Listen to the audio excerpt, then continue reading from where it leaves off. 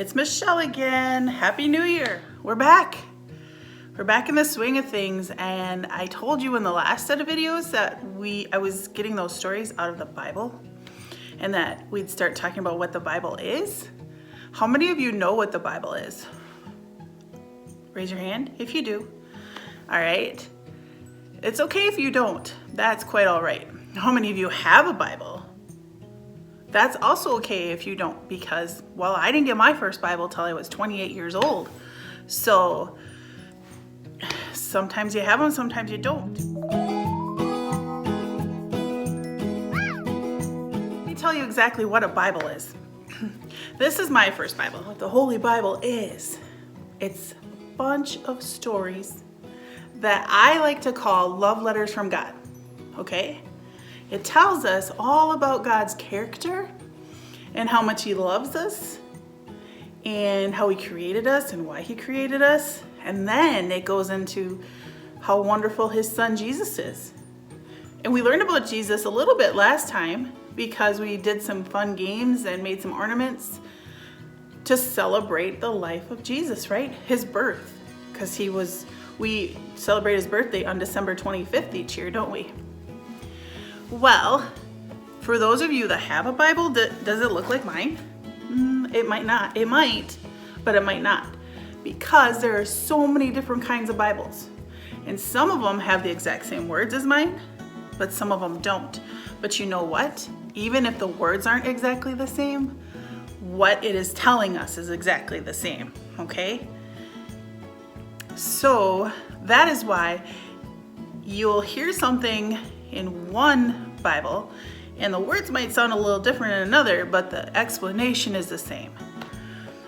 So maybe some of your Bibles look like this. This actually it's called the Adventure Bible, but right here next to me, I have 4 different versions of it. See, even what we call the Adventure Bible isn't the same. Look at this one. Fun animals. Oh, check this one out. Okay. Rawr. Isn't he gorgeous?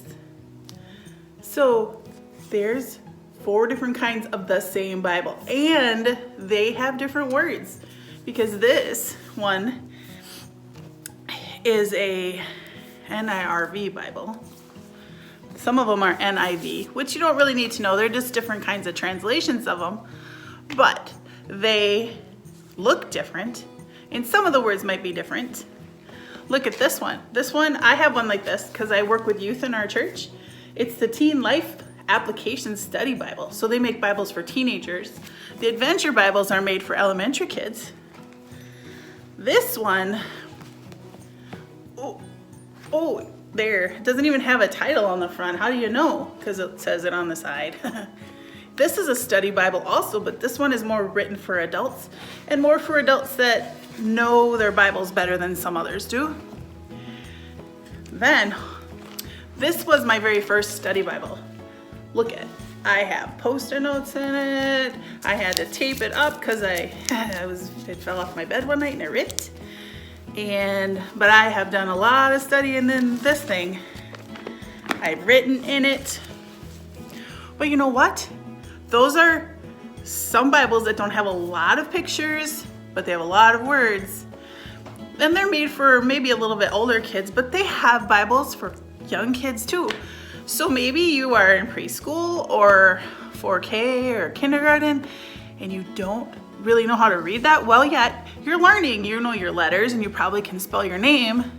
But look at, they have some Bibles for kids too, for the younger kids. And these have cool pictures and stories. This one was donated to my church from one of my friends who's now in high school. She's in grade 9.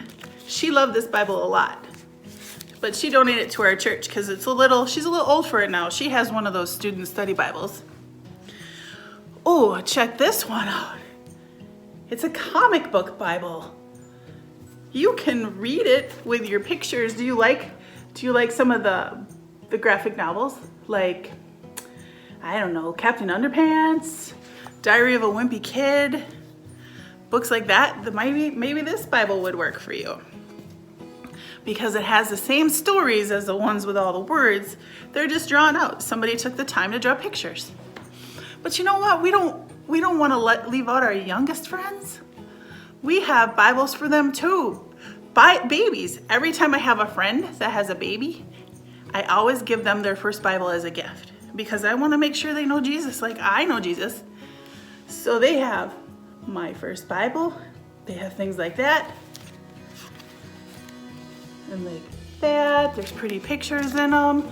They're board books so they can chew on them if they need to. There's Bibles for everybody.